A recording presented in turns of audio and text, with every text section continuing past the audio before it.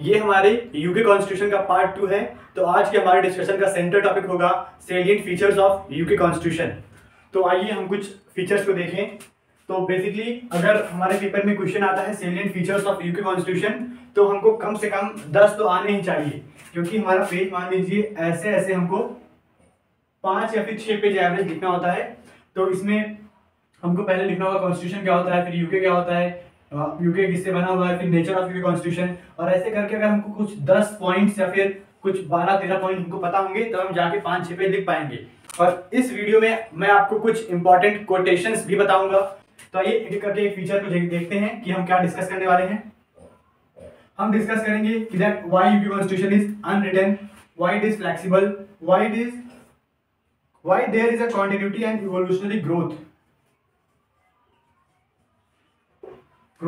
फिर बात करेंगे कि यूनिटरी क्यों है, ये बाई कैमलर क्यों है।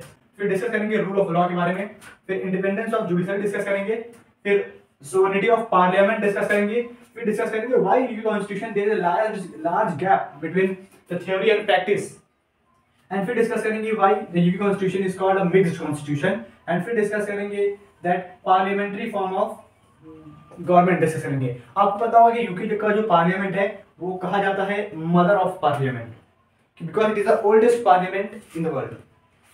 और रोल ऑफ कन्वेंशंस के बारे में डिस्कस करेंगे। तो देखिए हमने यहाँ पर कितने पॉइंट्स लिखे हैं, 1 2 3 4 5 6 7 8 9 10 11 12।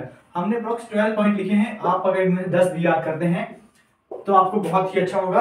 और हम जब 1 बाय 1 डिस्कस करेंगे तो उसके लास्ट में मैं आपको एक स्क्रीनशॉट भी प्रोवाइड करूंगा जो आपकी आंसर राइटिंग में काफी हेल्प करेगा। तो आइए 1 बाय 1 एक एक को डिस्कस करते हैं।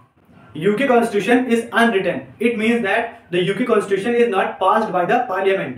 अगर कोई भी चीज, कोई भी आर्टिकल, कोई भी लॉ, कोई भी कानून पार्लियामेंट से पास होता है तो वो रिटन होता है, यानी कि मतलब उसको रिटन कंसीडर किया जाता है।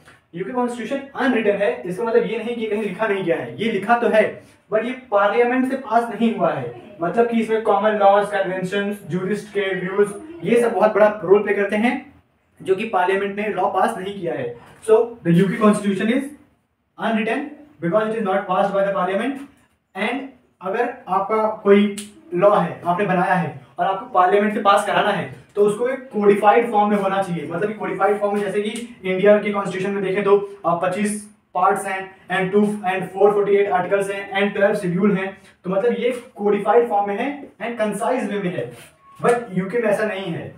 एंड कुछ लोग कहते हैं कि कुछ पार्ट पास भी हुआ है पार्लियामेंट से, तो कुछ लोग इसको कंसीडर करते हैं partially written and partially unwritten, but ऐसा नहीं है, क्योंकि जो भी पास हुआ है पार्लियामेंट से वो भी एक सिंगल बुक में मेंशन नहीं है। यानी कि अगर आपका कॉन्स्टिट्यूशन रिटन है, it means it is passed by the parliament and it is in a concise way, it is in a codified way and it must be in a single book. मतलब कि एक single book में भी वो available होना चाहिए, वो सब कॉन्स्टिट्यूशन जो पार्लियामेंट ने पास किया है, सो तभी उसको रिटन कंसीडर किया जाएगा। सो यूके कॉन्स्टिट्यूशन अनरिटन है। इसमें एक कोटेशन है डी ट्रैकवेले का, तो वो कहते हैं England has no constitution, British constitution is a mixture of character, status, judicial decision, common laws, usage and traditions, custom, conventions, precedents etc. तो ये कोटेशन आप ऐड कर सकते हैं। नेक्स्ट फीचर्स की बात करते हैं। तो अगला फीचर है evolutionary constitution, that UK constitution is evolutionary in nature. इसका मतलब क्या होता है कि जो it's is growing means over the time it is growing. मतलब कि जो 12-15 का जो मग काटा हुआ था वो भी एक पार्ट है यूके कॉन्स्टिट्यूशन का एंड अभी भी वो ग्रोइंग ही है। मतलब कि यूके बिलीव करते हैं कि through out the time and by the change in the circumstances, by change in a condition, by change in a situation, जो कॉन्स्टिट्यूशन है, जो लॉज हैं, उसको मॉडिफाई होना चाहिए और वो बाय टाइम चेंज होना चाहिए। तो ये भी इवोल्यूशनरी है, बाय टाइम चेंज होता रहता है, कॉन्टिन्यूअस है, ऑर्गेनिक नेचर है इसका। तो मतलब कि इसका क्या मतलब होता है कि जो यूके कॉन्स्टिट्यूशन है इसका कोई फिक्स्ड टाइम नहीं है। जैसे कि इंडियन कॉन्स्टिट्यूशन है वो बता सकते हैं कि लोग 1946 से 1949 के बीच में बना था, है ना, 49 के बीच में बना था, क्योंकि उसको पता है हमको कि फिक्स है। और हम बता सकते हैं कि इंडियन कॉन्स्टिट्यूशन की डेट क्या है, ऑथर कौन है और कितनी कमिटीज बनाई गई थी। बट हम लोग यूके कॉन्स्टिट्यूशन में ये सब नहीं बता सकते, क्योंकि इसका कोई फिक्स टाइम ही नहीं है, ये इवोल्यूशनरी है, बाय टाइम में चेंज होता रहा है। और अगर हम वही बात करें कि अगले फीचर की बात करते हैं, तो अगला फीचर है सोवरेनिटी ऑफ पार्लियामेंट। मतलब in UK the parliament is the most supreme, मतलब जो पार्लियामेंट ने लॉ बना दिया है उसको जुडिशरी भी चैलेंज नहीं कर सकता। जो पार्लियामेंट ने बना दिया है वो सबको मानना ही पड़ेगा, ये फिक्स है। एंड ये देखिए कि हम कोटेशन लिखा हुआ है दैट ये पार्लियामेंट के ऊपर है, that UK parliament it can make illegal what is legal and legalise what is illegal. मतलब कि आप इस कोटेशन से आप इसकी पावर का अंदाजा लगा सकते हैं कि दैट यूके का जो पार्लियामेंट है वो कितना पावरफुल है। मतलब कि जो पार्लियामेंट ने एक बार लॉ बना दिया है उसको जुडिशरी भी चैलेंज नहीं कर सकता।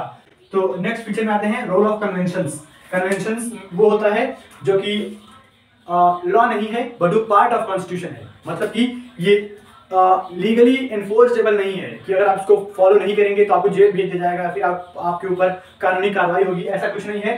बल्कि कन्वेंशंस बस एक पार्ट ऑफ कॉन्स्टिट्यूशन है, जैसे कि जो कि हम लोग मानते हैं, क्योंकि लोग मानते आए हैं टाइम बाय टाइम। जैसे कि पहला क्या है कि पीएम जो है वो हाउस ऑफ द कॉमन से होगा and PM house of the common में बैठेगा भी। और दूसरा क्या है, क्वीन से रिलेटेड है। इसका मतलब ये हुआ कि जो क्वीन है मतलब जो मोनार्क है यूके का, मोनार्क ओबे करेगा किसको, कैबिनेट को, मतलब कि कैबिनेट की सारी बात मानेगा मोनार्क। और तीसरा है पार्लियामेंट से, that parliament at least have to meet one time in a year, मतलब कि एक ईयर में एक बार पार्लियामेंट को मिलना ही होगा।